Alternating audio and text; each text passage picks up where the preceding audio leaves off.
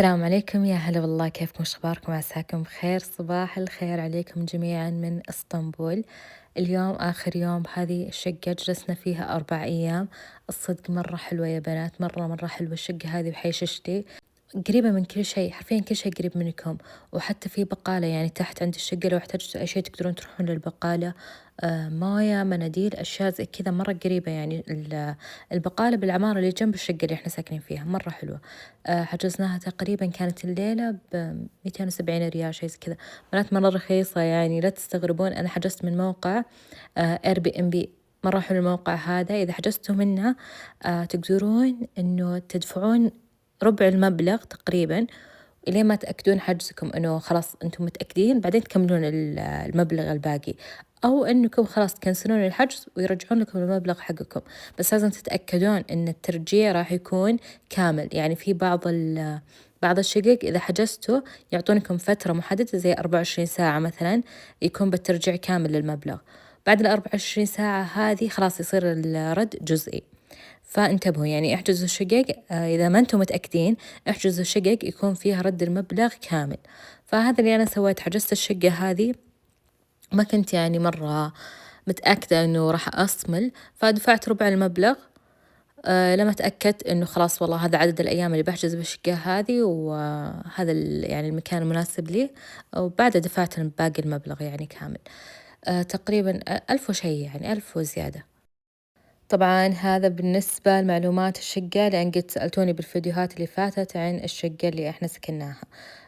I recommended مرة بنات، مرة حلوة، مكانها حلو، والشارع آمن جدا، مرة أمان. المهم بنات، تخيلوا على آخر يوم يوم جينا بنمشي صار الجو خيال، والإطلالة صارت كذا ساحرة. الشروق صار لونه بينك، تحسون كيف نمشي نترك الإطلالة هذه. المهم الحي اللي بنروح له قريب من شارع الاستقلال وتقسيم. هو حي بي أغلو يعني، بس الشقة قريبة من شارع الاستقلال وتقسيم. بعد الشقة الثانية حلو مكان. جهزنا أغراضنا وكل شيء حطيناه هنا على جنب، خلاص سكرنا الشنط. باقي بس المطبخ ما رتبناه. نظفنا الغرف عشان نطلع الحين نتمشى شوي، وإذا رجعنا على طول نمشي للشقة الثانية. بنات الشوز هذا يجنن صدق، يعني إذا أنتم تشترون شوز ومحتارين لا يفوتكم هذا. مرة خيال، مرة حلو، ما تحسون بالمشي أبدا. صح إنه غالي بس يستاهل. المهم لبست عبايتي. طبعا لبست عباية صيفية خلاص، لأنه الجو ما صار بارد الحين.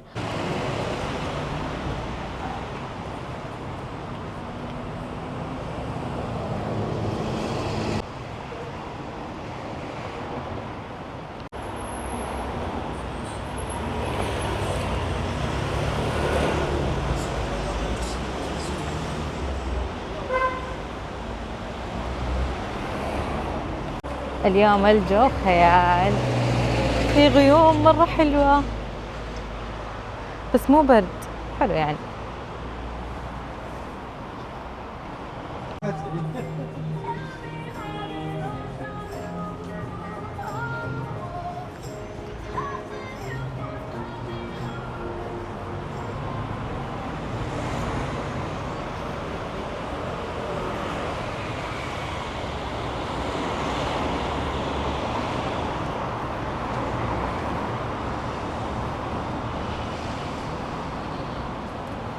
لازم أوريكم موقع المقهى حق الفطور، لأن صدق مرة لذيذ، يعني لازم تشوفون مكانه إذا جيت هنا، يعني عشان تجربونه، لأنه صدق مرة حلو.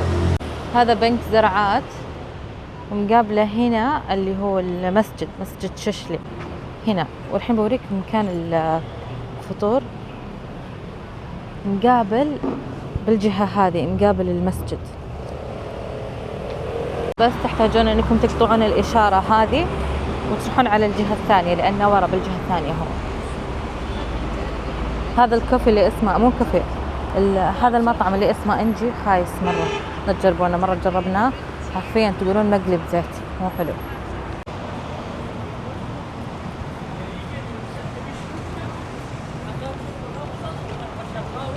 شوفوا من هنا الجامع نتعدى ونمشي بعد زيادة بعد الجامع.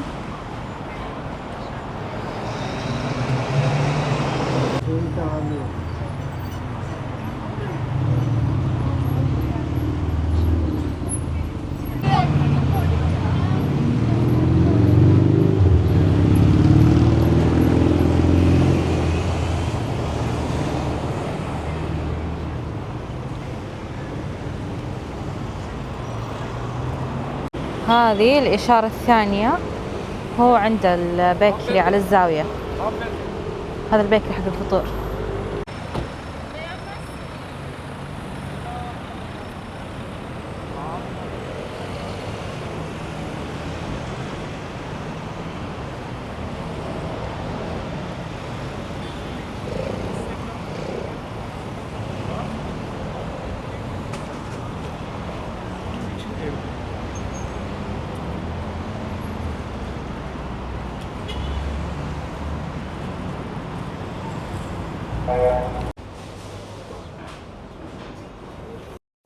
الحين وين رايحين؟ الحين رايحين للشقة الثانية. طبعا ما سوينا شي كثير بششلي بآخر يوم. ليش؟ لأن كان الخروج الساعة 11 الصبح، فبس كل اللي سويناه أننا طلعنا مشينا شوي، أخذنا فرة بالحي، رجعنا نمنا وقمنا على الساعة 11 الصباح كذا تقريبا، وطلعنا من الشقة. انتظرنا السواق تحت، طولوا علينا شوي صدق، يعني كنا نحاول ناخذ أوبر، فكل ما تجينا سيارة أوبر يقولون إنه لا، يعني ما نقدر نشيل شنطكم، الشنط تعتبر كثيرة شوي. طبعا الشقة الثانية ما قدرت أصورها لكم، يعني أول ما ندخل أوريكم إنه محتويات الشقة، بس بقول لكم شيء.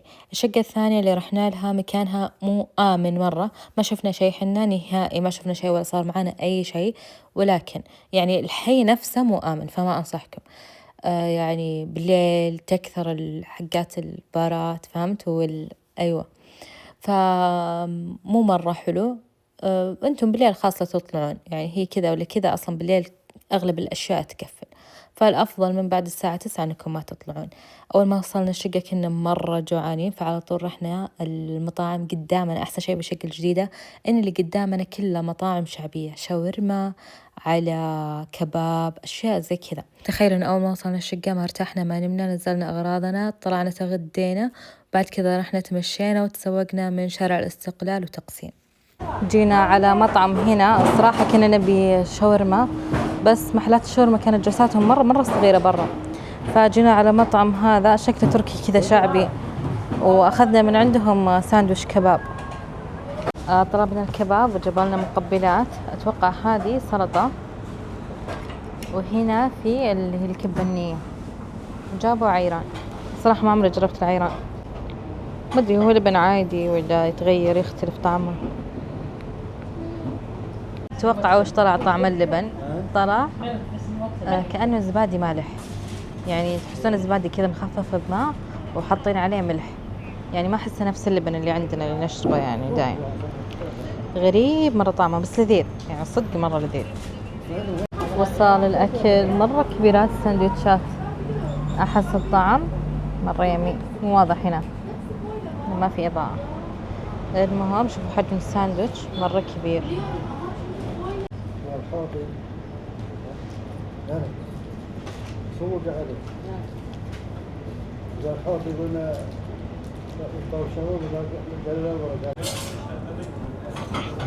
بعد الكباب الحين ايش اسمه، شاهي تركي.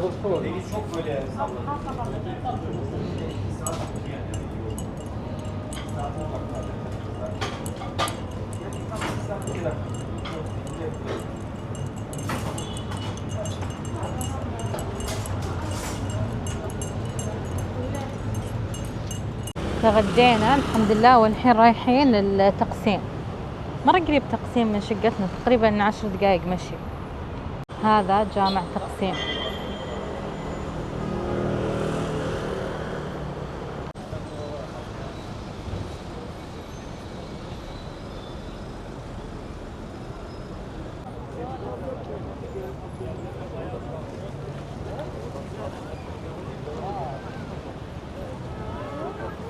الأجواء اليوم خيال، مرة تجنن.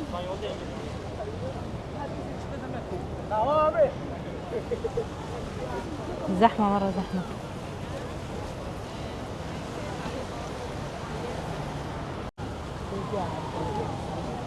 لفة كاملة. هذا جامع، مو جامع، مبنى، هذا مبنى. وش أكثر شهر تقسيم ولا ميدان تقسيم. الجو هوا مرة، هوا الجو.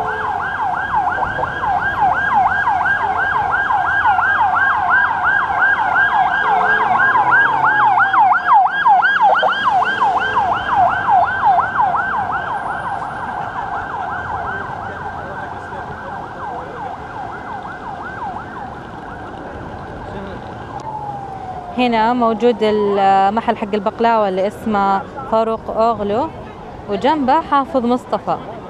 فاروق أوغلو هذا اللي جربناه حنا بششلي وكان مرة لذيذ. الحمد لله لقيناه هنا على أساس ناخذ منه شوي السعودية.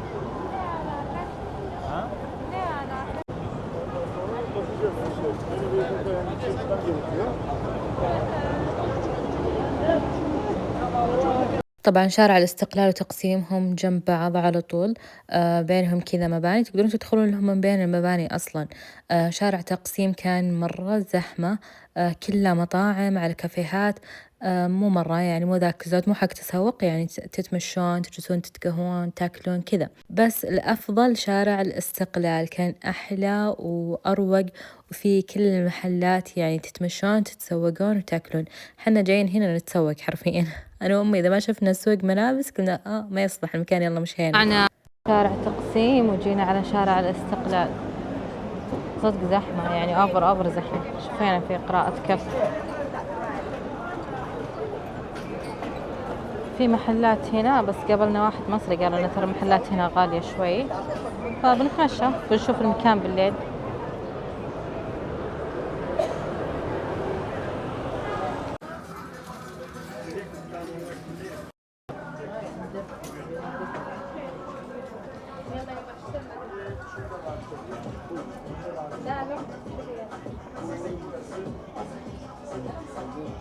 يلا اختاروا ايش تبون، أساور، خواتم.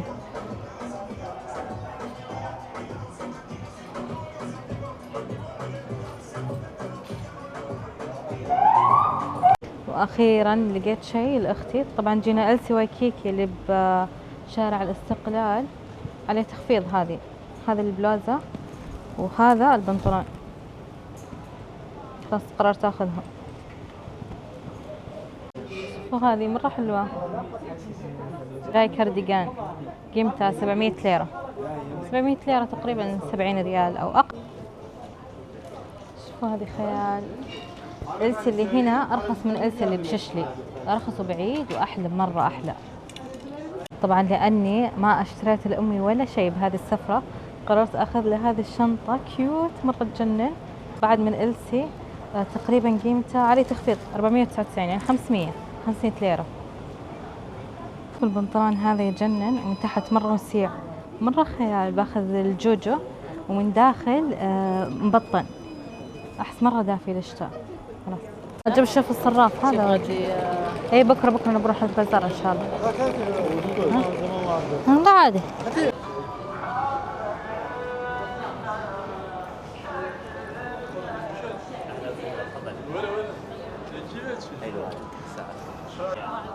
يما دخلنا هنا بازار سوري. شوفوا جلابيات.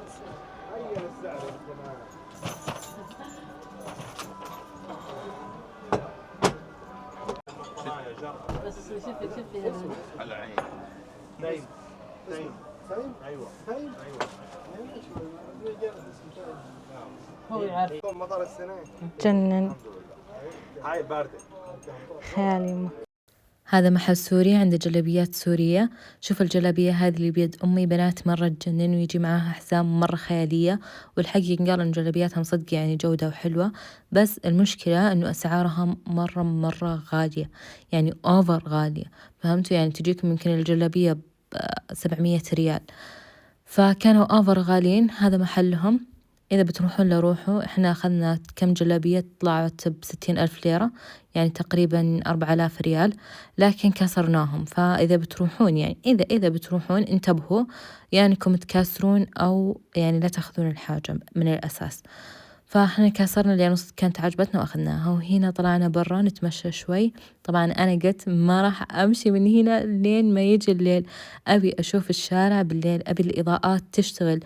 فوانتم ماشيين راح تشوفون يعني إضاءات وأشياء مرة حلوة. الصراحة أنا أحب يعني كذا أدخلكم بالجو معاي وأصور لكم الشوارع، أصور لكم بالأصوات بالإزعاج، فمرة أحس إنه يعطي كذا جو حلو للفيديو.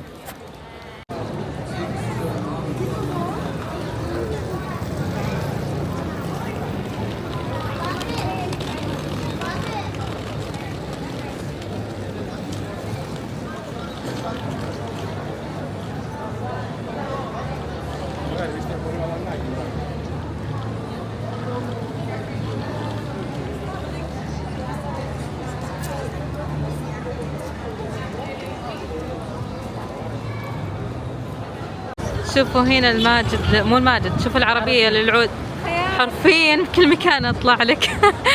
يوم ما توقعت، بس احس انه مبسوطة مرة. شفت شيء لنا حرفيا شيء بكل مكان تشوفونه اللي هو إلسي وايكيكي.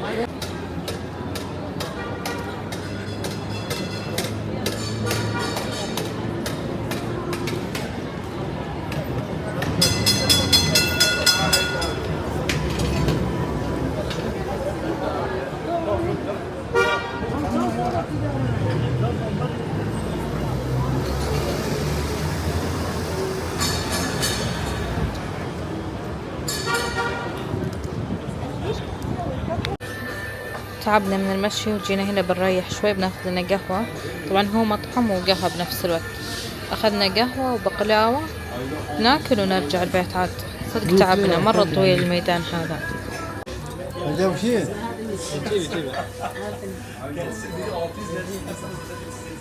لو تجون هنا صدقوني بتشبعوا من القهوة التركية، لأن أصلا ما يضبطون الأنواع الثانية اللي في 60 الكوفي داي، الأشياء هذه اللي احنا متعودين عليها. حتى اللاتيه، يعني يمكن اللاتيه أبسط شيء مو مرة يعني طعمه عندهم. فدائما أطلب قهوة تركية، لأن أدري إنه الأنواع الثانية ما راح تكون ضابطة. حرفيا يعني تحسون إنه نكهة القهوة مرة خفيفة. فأفضل شيء إني أخذ حاجة يعني هم يعني متخصصين فيها ويضبطونها. وهنا بوريكم أكثر حاجة استغربتها اللي هو الآيس كريم. بنات تخيلوا الآيس كريم هنا تحسونه كأنه جبنة موزاريلا، كأنه مارشميلو، ما أدري كيف كذا تحسونه يمط معاكم.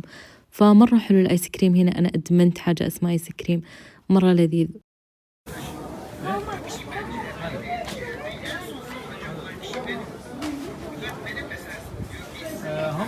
رب حياتي أشوف مشمش هالكبر، هو مشمش خوخ معليش. شوفوا هذا دراجون فروت. رجعنا الشقة وقررنا أن نجرب الشاورما هنا، لأن أغلب المحلات أصلا اللي حول شقتنا محلات شاورما. طبعا تقييم للشاورما 7/10. ليش؟ لأنه ناشفة شوي، ما يحطون صوصات، ما يحطون ثومية، ما يحطون مايونيز، والغريب أنهم يحطون طماطم مع الشاورما. أحس الموضوع ويرد شوي. إذا يكون خلص فيديو اليوم، أتمنى أن يكون أعجبكم، وأتمنى أني عوضتكم عن الفيديو اللي فات. أشوفكم بالفيديوهات الجاية، مع السلامة.